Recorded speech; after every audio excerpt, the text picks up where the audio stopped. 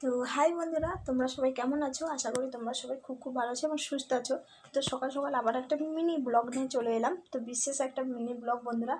তো বলছি, এই দেখো দুধ উতলে পড়ছে, তারপরে বলছি, দেখতে পাচ্ছ।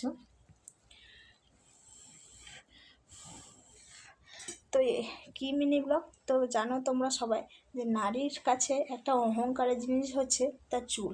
সে দেখতে ভালো হোক বা খারাপ হোক, তার অহংকার হচ্ছে তার চুল। তার সৌন্দর্য নয়, আর দেখতে সুন্দর কি তা নয়। লোক বলে না, এই মেয়েটা দেখো কত বড় চুল, কত সুন্দর চুল, আর কত গাবসা চুল।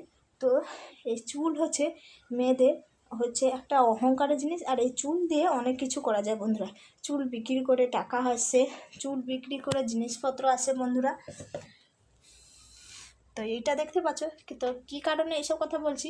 তো দেখতে পাচ্ছ, এটা স্টিলের, এই সিলভারের একটা বাটির মতো